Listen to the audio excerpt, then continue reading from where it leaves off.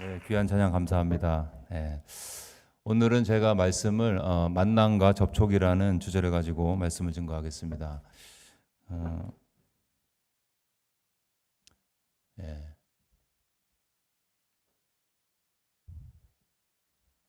집사님 그걸 띄워주셔야 되는데요.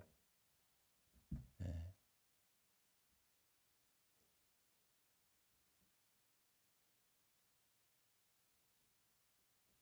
네, 시간이 좀 걸릴 것 같습니다. 어, 일단 시작을 할게요. 예.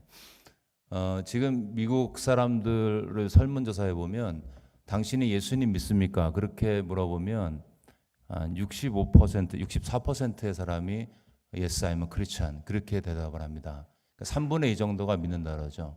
근데 그 숫자는 90년도에 비해서 그때는 한 80%, 90% 됐어요. 그러니까 많이 줄어들었죠. 근데 그렇게 3분의 2가 예수님 믿는다고 얘기를 하지만 그 중에 당신은 복음주의적인 크리스찬입니까? 그렇게 물었을 때는 25%, 그러니까 4명 중에 1명만 그렇게 믿고 있습니다. 저희가 복음주의 크리스찬이에요. 저희가 믿는 하나님이. 그러니까 복음주의라 그러면 첫 번째는 성경을 하나님의 말씀으로 믿어야 되고요. 집사님 그 다혜 전도사님한테 물어보시면 될 것 같아요. 네. 하나님의 말씀으로 성경을 믿습니다. 두 번째는 예수님의 구속과 십자가의 은혜와 부활만이 유일한 구원의 길이라고 믿습니다. 세 번째는 개인의 중생과 거듭남, 그것을 믿습니다. 그러니까 어떤 리추얼이나 의식이나 행식이 아니라 개인의 삶 가운데 거듭남이 있어야지 구원받는다. 그렇게 믿는 거죠. 이 세 가지가 있을 때, 그럴 때 우리가 복음주의 크리스찬이라고 믿습니다. 근데 그런 사람들이 생각보다 많지 않다는 거죠. 64%가 크리스찬이라고 믿고, 근데 그 중에 복음주의적 크리스찬은 24%. 그럼 그렇게 안 믿는 사람들이 훨씬 더 많다는 거죠. 우리는 우리가 그렇게 믿기 때문에 다 그렇게 믿는다 생각하지만 사실은 여러 가지 자유주의 신학이나 혼합주의에 매몰되어서 사람들이 잘못 믿고 있습니다. 된 것 같네요. 근데 그렇게 25%가 믿지만 그 중에 전도에 관심 있는 사람은 몇 퍼센트냐? 10%밖에 안 돼요. 그리고 그 중에서 관심이 아니라 실제 전도하는 사람은 1%, 2%밖에 안 된다고 그렇게 기록되고 있습니다. 그 말은 실제로 전도하는 사람들이 많지 않다는 거죠. 근데 성경의 크리스찬들은 그렇지 않았습니다. 성경 예수님 믿는 사람들은 예수님을 믿는 즉시 복음을 전했어요. 그것도 목사님이나 전도자나 그런 사람들만 증거한 게 아니라 예수 믿는 사람들이 바로 나가서 복음을 증거했습니다. 오늘 본문에 있는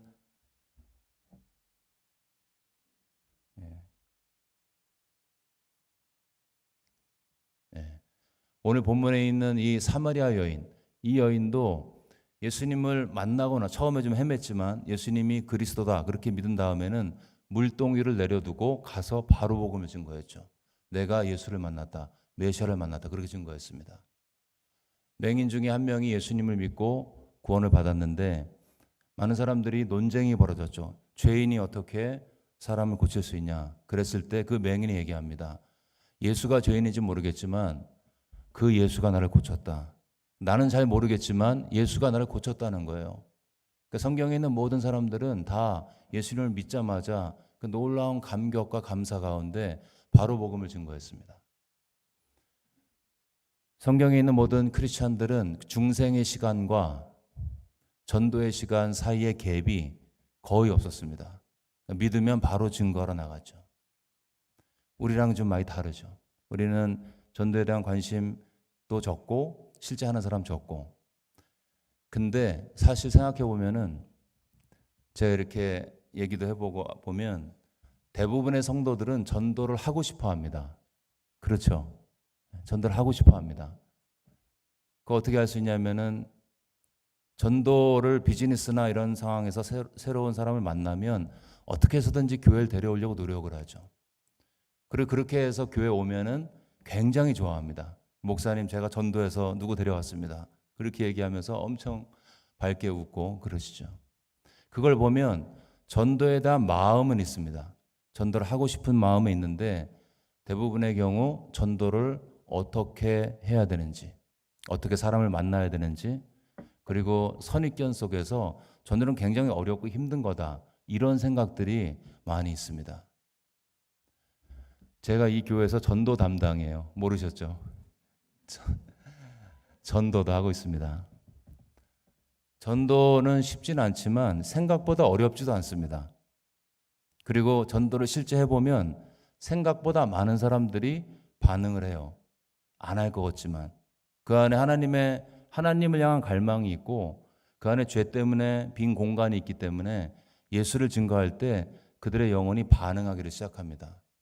처음엔 쉽지 않지만 생각보다 어렵지도 않습니다.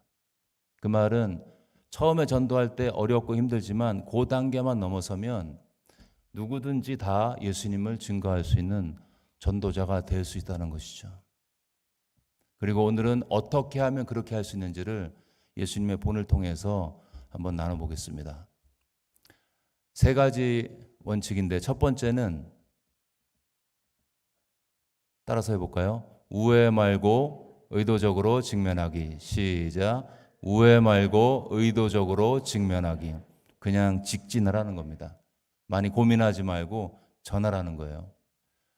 오늘 본문에 예수님께서 이 그림의 아래쪽에 유대, 빨간 글씨로 있죠. 거기에서 저 위에 있는 갈릴리로 가실 때 원래 사람들이 갔던 루트는 오른쪽에 있는 파란 선을 따라서 베레아를 통해서 올라가는 거였습니다.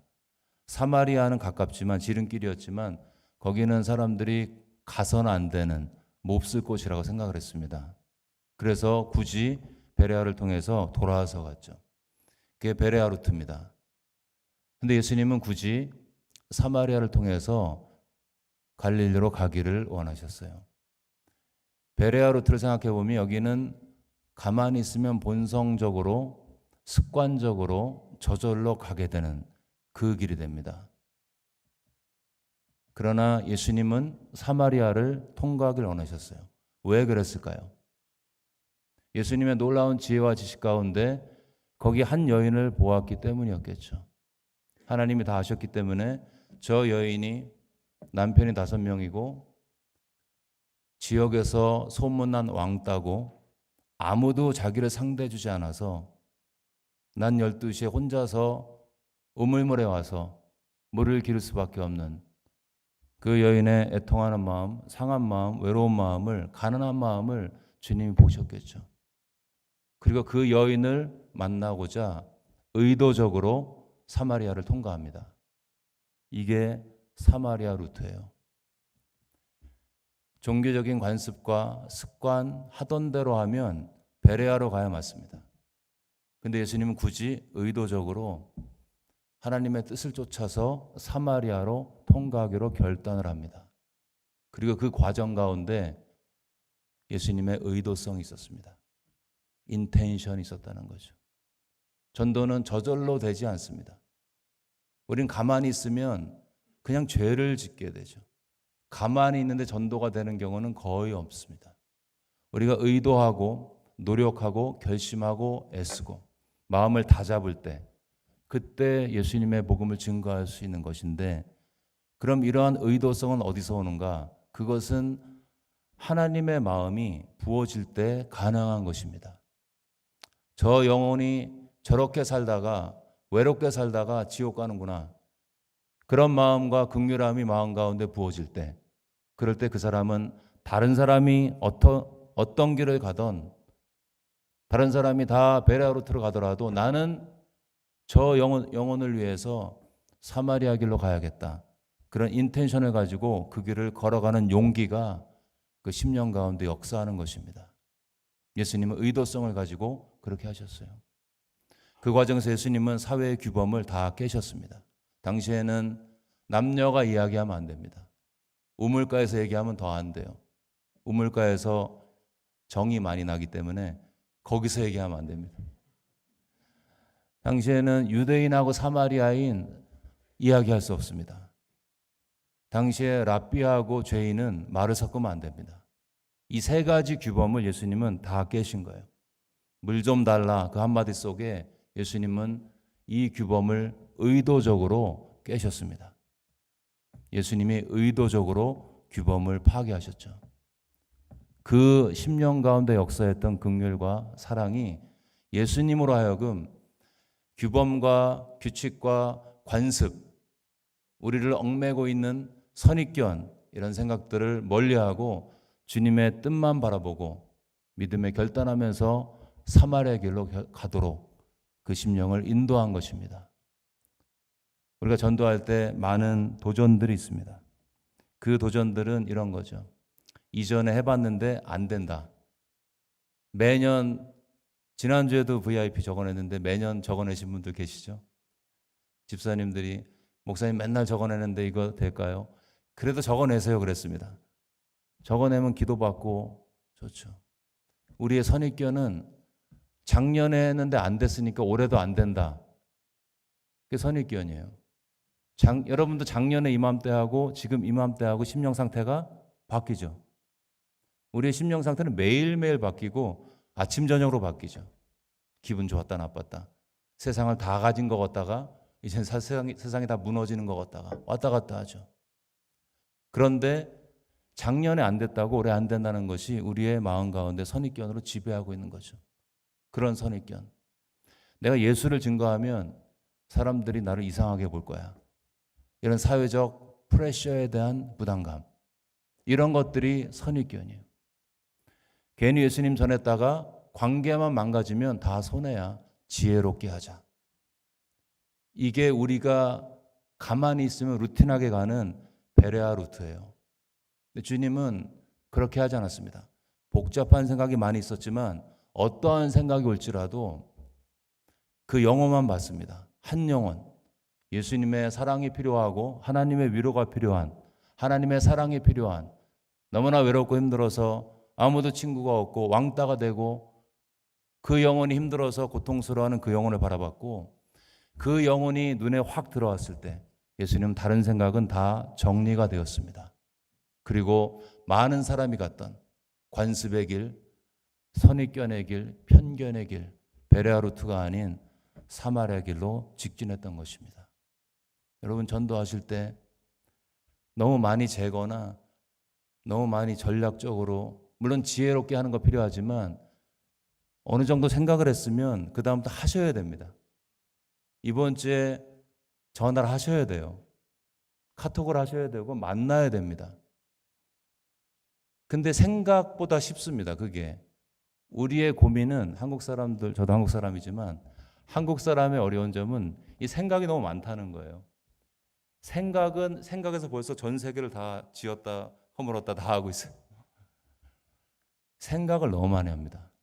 근데 생각은 어느 정도 했으면 됐습니다. 그 다음에는 그냥 실행하는 거예요. 실행을 해보면 어떻게 되냐면 이거 생각보다 어렵지 않았네. 그런 게 많습니다. 그런 거 많죠. 내가 저거 되게 힘든 줄 알고 걱정 엄청 했는데 실제로 해보니까 어렵지 않구나. 그런 경험이 많습니다. 저 사람 만나면 되게 불편하고 저 모임 가면 힘들 것 같아서 피하려고 노력하다가 할 수 없이 갔는데 가서 보니까 사람들이 생각보다 날 좋아하고 모임이 괜찮았다. 그런 경우 많죠. 머릿속의 전쟁, 이 뇌의 생각에 사로잡혀서 못할 때가 너무나 많습니다. 전도할 때는 그렇게 하면 안 돼요. 사탄이 가만히 두겠습니까, 여러분? 온갖 생각을 다 집어넣어서 전도를 하면 안 되는 이유, 전도하면은 문제가 생기는 시나리오를 머릿속에 집어넣을까요? 당연히 집어넣죠. 그것은 영혼을 살리는 일이고 사탄의 왕국을 무너뜨리는 일이기 때문에 사탄이 가만히 있지 않습니다. 그 생각을 가만히 있으면서 패시브하게 가면 습관대로 사탄이 주는 생각대로 끌려가다가 전도를 못하게 되는 거죠. 그래서 전도의 첫 번째 원칙은 우회하지 말고 의도적으로 인텐션을 가지고 그냥 하는 것입니다. 다른 거 많이 생각하지 말고 전화하고 연락하고 만나는 것입니다. 그리고 만나서 과거 얘기 너무 많이 하지 마시고요. 그냥 당신이 예수 필요한 것 같은데 예수 한번 믿어보십시오. 그렇게 이야기하는 것입니다. 잘 안 될 것 같지만 사람들이 거기에 귀를 기울입니다. 왜냐하면 예수 없이 사는 게 너무나 힘든 거를 우리가 알고 있죠. 많은 사람들이 그렇게 잘 살고 있지 않습니다. 그래서 우리에게 필요한 것은 하나님의 긍휼을 가지고 긍휼이 지배하는 의도성을 가지고 사마리아로 직진하는 것입니다. 두 번째는 같이 한번 읽어볼까요? 시작. 그들의 세계로 들어간다. 직진한 다음에 그 사람의 세계로 들어가야 돼요. 예수님께서 사마리아인 만나서 첫 번째 했던 질문이 이거였죠. 물을 달라. 근데 예수님이 목마르기도 했지만 예수님의 궁극적인 목표는 물에 있지 않았습니다. 예수님은 영생하는 샘물, 자기 부인과 십자가, 그리고 율법의 완성, 인자가 온 것은 섬김을 받으려 함이 아니요 섬기려 하고 많은 사람을 위해서 대속물을 주려 함이라. 자신의 몸을 십자가에서 희생하시고 부활하셔서 구속을 완성시키기 위해서 오셨어요. 그게 예수님 목적이었습니다. 예수님의 미션은 그거였어요. 그것만 바라보고 3년 동안 공생의 삶을 사셨던 거죠. 예수님의 머리에서 한 번도 떠난 적이 없습니다. 근데 예수님이 여인을 만났을 때 그 이야기 하지 않았습니다. 예수님이 했던 첫 번째 질문, 물을 달라. 물을 달라 그런 거예요. 왜 그랬을까요? 여인의 관심이 물에 있었기 때문이었죠. 여인은 영생, 율법 이런 거 나중에 질문을 하지만 별 관심 없었어요.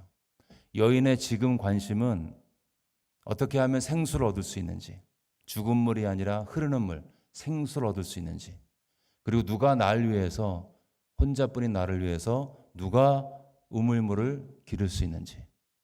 이 야곱의 우물물은 1935년도에 고고학자에 따르면 깊이가 40m가 넘는 엄청나게 깊은 물이었어요. 팔레스타인 지방의 굉장히 깊은 우물물 중에 하나였죠. 그런 깊은 물에서 누가 나를 위해서 우물을 길어줄지, 그거에 관심이 있었던 것이죠.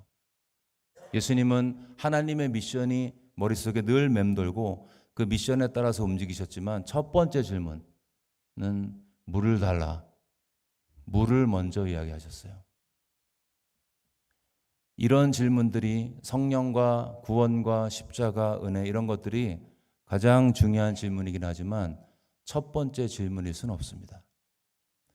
예수님은 관심은 거기 있었지만 질문의 대답은 시작은 물에서 시작을 했습니다. 여러분 언더스탠드? 언더스탠드란 말은 언더스탠드, 아래에 선다. 다른 사람을 언더스탠드 하는 것은 그 사람 아래에 서는 것입니다. 그 사람의 언어, 그 사람의 문화, 그 사람의 세계, 그 사람의 마음, 거기에 서는 거예요. 거기 설 때만 그 사람을 이해할 수가 있어요. 저 사람 도대체 이해가 안 되네, 이런 사람들 있죠. 왜 저럴까? 그거는 만약에 그렇다면 언더스탠드를 더해야 됩니다. 이상하게 행동하는 사람들에는 반드시 그 이유가 있습니다. 저도 예전에는 이상하게 왜 저렇게 하지? 그런 질문도 많이 하고 가까이 하지 말아야겠다 이런 생각도 많이 하고 그랬는데, 제가 이 사람들을 많이 만나고 얘기를 들어보면 볼수록 이해가 안 되는 사람이 없어요. 할렐루야. 이해가 안 되는 사람. 그러니까 왕따에 합당한 사람은 없습니다. 그렇게 행동하는 사람은 그만한 이유가 있어요. 근데 그 사람을 이해하려면 그 사람 밑으로 들어가서 아래에 서서 봐야 돼요. 위에 서서 왜 이렇게 하냐? 이상하다. 그건 언더스탠드가 아니에요. 그건 판단하는 거죠. 주님은 언더스탠드 하기 위해서 물 이야기를 먼저 하신 것입니다. 그래서 도대체 이해가 안 된다면 아래에 서보시기를 축원합니다. 할렐루야. 아래에 서면 이해할 수 있어요. 이해하면 그 사람을 사랑할 수가 있습니다. 이런 거 있죠. 우리가 어떤 사람을 만날 때 처음에는 이력서를 봅니다. 그렇죠? 잘 모를 때는 이력서에 객관적인 나이와 성별과 교육과 경력이 다 나오죠. 처음엔 그거 봐요. 근데 친해지면 어떻게 되죠? 그거 안 봅니다. 내가 아는 사람이야 그냥 써줘 이렇게 해서 고용도 하고 그러죠. 객관적인 스펙이 중요하지 않아지는 단계가 돼요. 왜요? 나는 그 사람을 알기 때문에 그래요. 우리가 어떤 사람을 이해하고 그 사람을 주께로 인도하기 위해서 우리가 그렇게 그 아래에 서서 그 사람을 만나고 그 사람의 말을 경청하고 이해할 때 그 사람의 심령 가운데는 어떤 현상이 벌어지냐면 세상에서 내 이야기를 이렇게 시리어스하게 들어주는 사람이 있구나. 어떻게 될까요? 마음이 열리게 되겠죠. 마음이 열리고 그 사람이 증거하는 예수님을 관심을 갖게 되어 있습니다.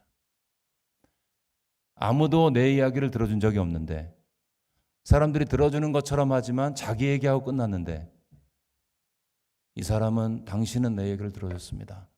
그 마음이 열리고 당신이 무엇을 이야기하든 간에 나는 당신의 이야기를 들을 준비가 됩니다. 예수님을 믿게 되는 거죠. 그래서 사역은 입이 아니라 귀로 하는 것입니다, 여러분. 귀로 하는 거 잘 들어주면 됩니다. 상담이 별거 없어요. 상담이 적절하게 질문하고 잘 들어주면 돼요. 끝나고 나면 제가 별로 한 게 없거든요. 근데 너무 좋아합니다. 왜 그럴까요? 자기 이야기를 누군가가 시리어스하게 들어줬기 때문에. 여러분도 다 할 수 있습니다. 목장에서 할 수 있어요. 상담이 무슨 프로페셔널 그런 교육이 필요하고 과정이 필요하고 그랬던 때도 있지만 저는 그렇게 믿지 않습니다. 누구나 들을 귀가 있고 긍휼이 있고 하나님의 마음이 있으면 다 할 수 있습니다. Understand. 그들의 세계로 들어가서 그들의 마음을 읽어주는 것. 우리가 복음 증거할 때 구원, 영생, 천국 이런 거 막 얘기하는데 처음부터 이 얘기하면 안 돼요. 왜냐하면 사람들은 이런 거에 별 관심이 없습니다. 이슬람도 천국과 지옥이 있죠. 이슬람 전도에 보면 너무 불쌍해요. 그들은 행위 구원이죠. 5가지를 해야지 구원받는다. 그렇게 믿습니다. 그 사람들은 늘 천국과 지옥을 두려워하며 그렇게 살고 있습니다. 불교 신자도 해탈하는 거 관심이 많아요. 기독교에도 구원이 있고 이슬람도 천국 지옥 이야기하고 불교도 해탈을 이야기하면 불신자들이 보기에는 우리는 예수님만이 유일한 구원의 길이다 그렇게 믿고 그렇게 주장하지만 불신자가 듣기에는 그거나 다 똑같아 보이는 거예요. 마음에 와닿지도 않습니다. 건강한 젊은 아이한테 천국 지옥 얘기하면 그게 내가 지금 스트러글 하고 있는 이 문제 가운데 무슨 의미가 있습니까? 안 듣죠. 그래서 우리가 천국과 영원한 심판, 하나님 나라 이런 거를 궁극적으로 인도해야 되지만 저 이야기를 먼저 하면 마음이 다치게 되어 있습니다. 사람들이 힘들어하는 건 이런 거죠. 예수를 믿으면 내가 중독의 문제, 인터넷과 게임과 온갖 종류 술과 마약과 예수 믿으면은 인간관계 중독도 있어요. 관계 중독, 인정 중독 이런 것도 있죠.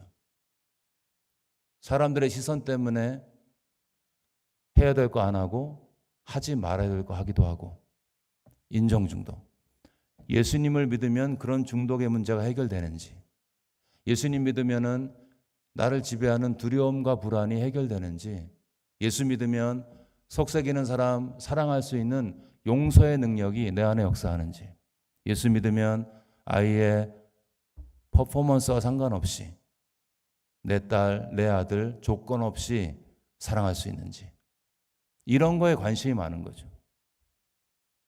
우리가 첫 번째 질문은 거기로 들어가야 하는 것입니다. 그들의 세계로 들어가서 그들의 문화를 이해하고 그들의 언어를 이해하고 그들의 상황을 정확히 이해하고 옆에 서는 것이죠. 그리고 그곳에서 나는 예수님 믿고 있기 때문에 이 고민하는 이 문제가 복음의 메시지 안에서 예수님의 구속과 부활과 영원한 심판과 내세 이런 관점에서 현재의 고통이 어떤 의미가 있는지를 묵상을 하고 이야기를 해주는 것입니다. 나는 그런 거 잘 몰라요. 그건 성령께서 하십니다. 여러분들이 우리가 가서 그 현장에서 그 이야기를 들으면서 주님께 계속 기도하면 하나님께서 마땅히 할 말을 입에 생각나게 해주시고 입에 넣어주시는 거죠. 그때 그 말 한마디 한마디가 나는 아무 생각 없이 했을지라도 듣는 사람들은 그 사람의 가슴에 꽂히는 메시지가 되는 것입니다. 그래서 우리가 처음에 전도할 때 그들의 세계로 들어가고 그들의 언어를 사용하고 그들의 마음을 얻는 것이 중요하고, 그렇게 할 때 그들의 마음이 열리게 되는 것입니다. 제가 모슬렘 전도하면서 아프가니스탄 전도 모슬렘이 있었는데 너무 친구처럼 잘 지내서 이 친구가 변화되면 그 커뮤니티가 워낙 능력도 있고 여러 가지로 참 바울처럼 변화받으면 이렇게 귀하게 쓰임 받겠다. 그래서 조급한 마음에 친해진 다음에 바로 성경 공부하자고 얘기했더니 마음을 탁 닫아버린 거예요. 그 다음부터는 물론 다시 나중에 연락이 되긴 됐지만 조급했던 거죠. 좀 더 관계 형성을 다 하고 마음이 더 열린 상태에서 그 상태에서 복음을 증거하고 이야기를 했어야 되는데 나는 빨리 복음 전하고 이 친구 빨리 변화돼서 그들의 커뮤니티에서 예수 증거하는 사람이 되면 좋겠다. 그런 마음으로 그냥 화학 들어갔을 때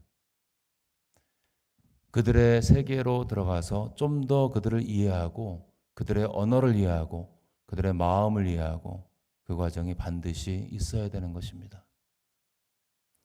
여러분 대화하실 때 대화교실 하거든요. 대화교실 9월 20일부터 수요일 날 합니다. 거기 오십시오.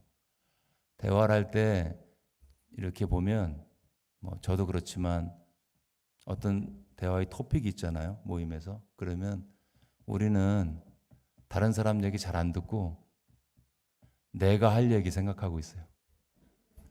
그렇죠. 저도 그랬고 난 무슨 얘기 하나 저거. 그럼 말하는 사람은 어떻게 되냐면 이 사람이 내 이야기 안 듣는구나. 그렇게 되겠죠. 그 사람이 이야기하는 거 잘 들어주고 그 사람 세계로 들어가는 관계가 첫 번째 단계예요. 그 다음에 충분히 이해하고 충분히 공감하고 그 다음에 그에게 필요한 말을 마지막에 한두 마디 할 수 있는 거죠. 그렇게 대화하면 친구가 많아져요. 여러분 친구 외로우신 분들 그렇게 대화하면 됩니다.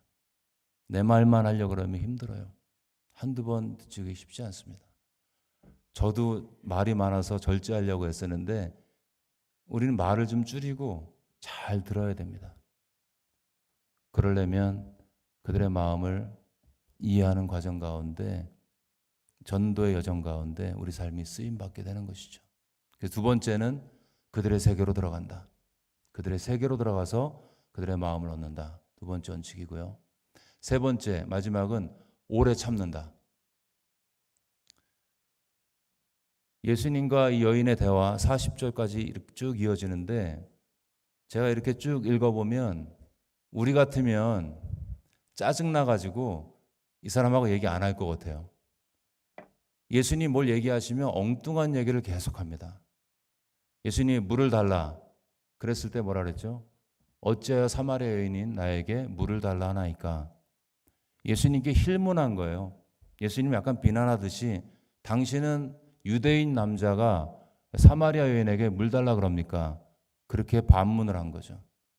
예수님이 참으시고 또 설명합니다.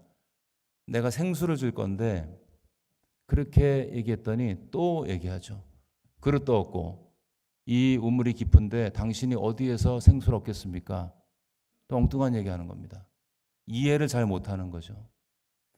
예수님 참으시고 또 이야기합니다. 내가 주는 물은 그 속에서 영생하도록 솟아나는 샘물이 될 것이다. 그러니까 진실을 이야기해 줬어요. 그랬더니 그 진실에 부딪힐 생각은 안 하고 이 여인은 신학적인 질문을 가져오죠. 우리는 그리심산에서 예배하는데 당신은 예루살렘에서 예배한다고 하는데 어떤 게 맞습니까? 지금 그 얘기가 아니라 너가 목마르고 너가 힘들어서 너한테 물 주려고 그러는데 엉뚱한 얘기하고 있는 거잖아요. 그 정도의 인텐션을 가지고 얘기했으면 우리 같으면 짜증나가지고 그만 아직 이 사람은 준비가 안 됐구나 하고 다른 사람한테 가겠죠. 근데 예수님은 참으셨어요. 예수님 마지막 말씀하시죠. 여자여, 내 말을 들으라. 이 산에서도 말고 저 산도 말고 아버지께 신령과 진정으로 예배할 때가 오나니 지금이 따라. 주님이 끝까지 참으시고 진실을 이야기해 줬어요. 그는 구원받았죠. 우리는 전도하다가 한두 번 해보고 우리 같으면 1번, 2번 정도에서 아마 포기했을 거예요. 짜증내고 다른 사람 찾아야겠다. 그 사람도 비슷하면 또 다른 사람 찾아야겠다. 계속 넘어가는 거죠. 그렇게 넘어가고 하는 게 훨씬 더 힘들어요. 예수님처럼 한 사람 붙들고 계속 인게이지하면서 이야기하는 게 이게 어려워 보이지만 더 어려운 거는 사람들을 넘어가고 포기하고 이게 훨씬 더 어렵습니다. 하다가 지치게 되죠. 그래서 우리가 전도할 때 필요한 것은 끝까지 인내하고 참는 것입니다. 더 이상은 못 참아. 이런 마음이 막 들 때, 그럴 때 한 번만 더 참자. 따라해 볼까요? 한 번만 더 참자. 한 번만 더 참으면 거의 됐거든요. 비등점에 온도가 올라가서 조금만 더 견디면 끓어 넘치는데 거기서 포기를 하는 경우가 많습니다. 거기서 한 번만 더 참으면 그 사람은 어떻게 되냐면 내가 이 정도로 막대했는데 엉뚱한 소리하고 힘들게 했는데 그럼에도 불구하고 나를 이렇게 축복해주고 내 이야기를 들어주고 답을 해주고 말도 안 되는 질문을 해도 들어주고 대답해주고 이런 사람 처음 봤네. 마음이 어떻게 될까요? 열리게 되겠죠. 어디 가서도 내 이야기 이렇게 진지하게 받아주고 인내하는 사람 못 봤는데 당신이 나에게 그렇게 했습니다. 그 사람에게 마음이 열리겠죠. 그리고 당신이 얘기하는 그 예수, 당신처럼 믿으면 나도 이러한 인내와 이러한 용기와 이러한 용서와 이러한 담대함이 생깁니까? 내가 한번 믿어보겠습니다. 이런 고백이 되겠죠. 끝까지 참는 것입니다. 끝까지 견디는 것입니다. 나는 인내심이 없어요. 그런 분들은 그 순간에 더 이상 못 참아 짜증이 막 밀려올 때 예수님의 십자가로 달려가십시오. 예수님의 십자가를 기억하는 것입니다. 예수님이 나를 위해서 얼마나 인내하셨는지, 일구이연하고 신실하지 못하고 죄짓고 하나님 원망하고 막 살았던 나, 포기하지 않으시고 끝까지 견디셨던 그 예수님을 기억하는 거죠. 저 십자가에서 예수님이 나를 견디셨지. 나도 저 사람 견뎌야겠다. 그 십자가를 바라보고 주님께 나아갈 때 내 안에 사람이 할 수 없는 인내심이 확 생기게 되어 있어요. 그리고 그 인내로 끝까지 참게 되고 그 결과 그 인내심은 전도 대상자 VIP의 마음을 녹이게 되어 있습니다. 그리고 그의 마음이 열리고 예수께로 돌아오게 되는 거죠. 우리에게 필요한 것은 연기된 만족, 딜레이된 만족. 지금 당장 내가 이 문제 해결해야 돼. 우리는 조급한 시대를 살고 있습니다. 여러분 예전에 셀폰 하나 살려면 애들이 아르바이트 6개월 해가지고 돈 50불씩 모아가지고 300불 만들어서 중고 셀폰을 마트 가서 사죠. 요새는 어떻게 하죠? 그래서 아마존 들어가서 클릭 몇 번 하면 바로 그 다음날 오죠. 조급한 시대, 견디지 못합니다. 조금만 해서 안 되면 포기해버리고 다음 이렇게 넘어가죠. 그런 시대를 살고 있습니다. 근데 신앙생활의 모든 좋은 것들은 다 인내를 필요로 합니다. 인내 없이 되는 게 있나요? 견디는 거 없이 되는 게 있나요? 하나님의 인내를 품고 살아갈 때만 그 사람은 끝까지 그 길을 걸어갈 수 있고 그 인내로 결실하는 축복을 누릴 수가 있습니다. 그때 필요한 게 연기된 만족. 내 진짜 만족은, 나의 진짜 영광은 지금 없다. 그날에 올 것이다. 그날에 주님 앞에 설 때에 그때 내가 만족하겠다. 그때 내가 기뻐하겠다. 내가 당했던 수치와 두려움과 공포, 그거 내가 참아내겠다. 왜요? 내가 언젠간 주님 앞에 섰을 때 그때 주님이 나에게 주실 그 영광과 거룩과 그 상금과 하나님의 축복을 기억하면서 오늘을 견뎌내는 것입니다. 그게 명확하게 보이는 사람, 그 만족이 명확하게 보여지고 믿어지고 확신되어지고 마음 안에 실제가 되는 사람, 그 사람은 끝까지 견딜 수가 있습니다. 예수님이 그러셨죠. 예수님이 그 앞에 있는 고난을 참으셨습니다. 그 이유가 그 앞에 있는 부활의 영광과 기쁨이 그 마음 가운데 그려졌기 때문이었습니다. 전도하는 것은 100m 스프린트가 아니고 마라톤과 같습니다. 계속 가야 되는 거예요. 마라톤 선수가 2시간 넘게 뛰면서 얼마나 힘들까요? 근데 그는 견딥니다. 왜요? 마지막 라인 선상에서 테이프를 끊고 사람들의 환호성을 들으면서 시상대에 올라가서 금메달을 목에 걸고 그때 받을 영광을 기억하는 거죠. 여러분, 전도할 때, 영혼들을 케어할 때, 사역을 할 때, 힘들고 어려울 때 그날에 주님께서 주실 그 영광을 기억하시기를 축원합니다. 그날의 주님이 내가 전했던 그 복음 때문에 구원시켰던 그 누군가를 나에게 데려오시면서 너의 헌신과 너의 기도와 너의 사랑의 수고 때문에 이 영혼이 구원받았다. 내가 영원한 영광을 너에게 줄 것이다. 그것을 기억하고 그때까지는 나는 이 고난의 길을 걸어가야겠다는 연기된 만족을 바라보며 오늘을 견딜 때 그때 그 사람은 끝까지 견디면서 전도와 믿음의 좁은 길을 걸어가는 것입니다. 말씀을 맺겠습니다. 여러분, 예수님 안에 놀라운 생명수가 약속되어 있습니다. 주님이 그 여인에게 내가 주는 물을 주겠다. 그리고 그 물은 너희 안에서 영생하도록 솟아나는 샘물이 될 것이다.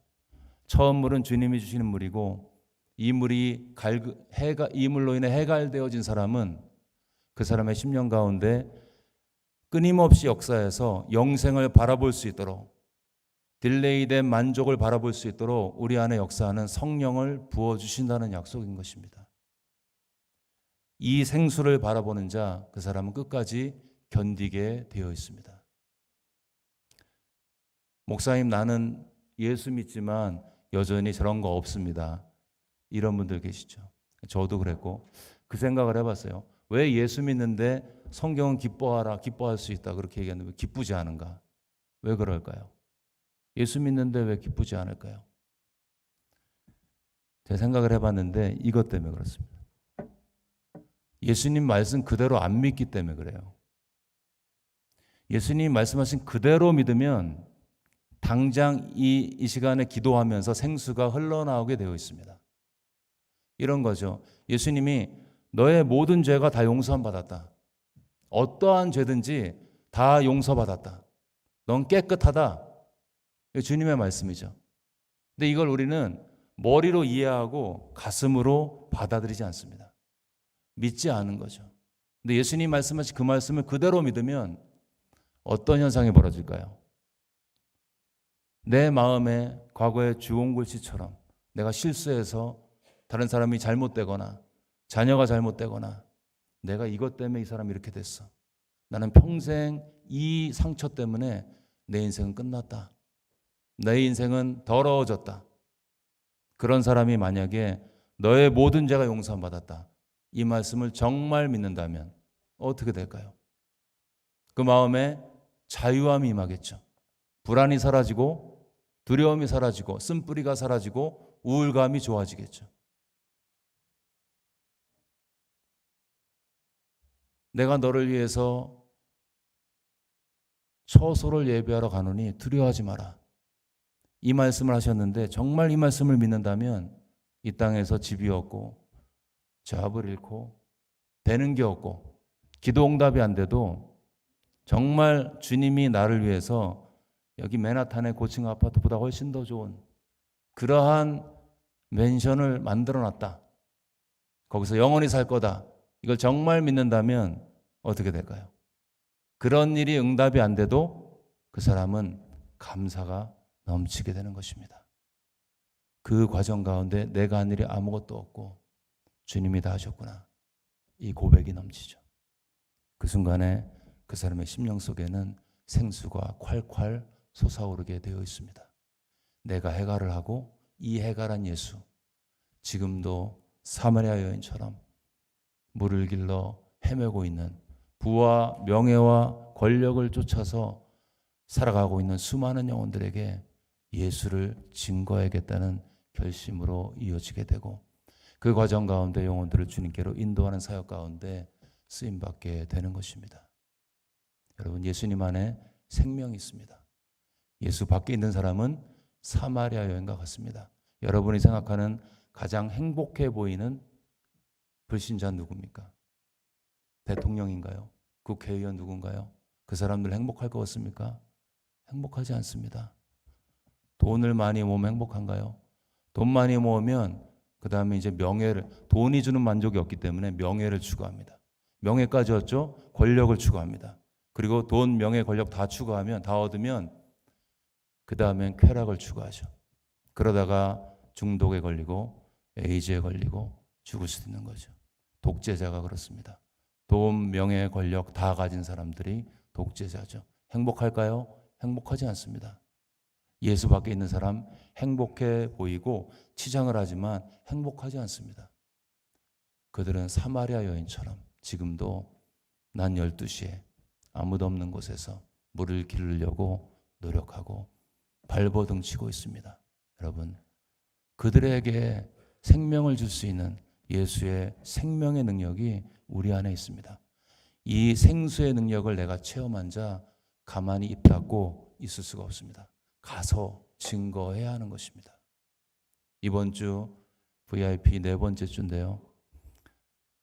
VIP 적어내신 분들은 그분들에게, 적어내지 않았지만 마음에 품고 있는 분이 계시다면 가서 전하십시오. 직진해서 전하십시오. 머리 많이 쓰지 말고 내가 보니까 너 예수가 필요하다. 그렇게 직접적으로 이야기하십시오. 그들에게 말을 많이 하지 말고 이야기를 먼저 들어주십시오. 그리고 오래 참으십시오. 하나님께서 저희들의 헌신을 사용하셔서 영혼들을 구원시키시고 그날의 영원한 영광으로 우리를 축복하시기를 주의 이름으로 축원합니다. 우리 이 시간에 잠시 기도하겠습니다. 하나님께서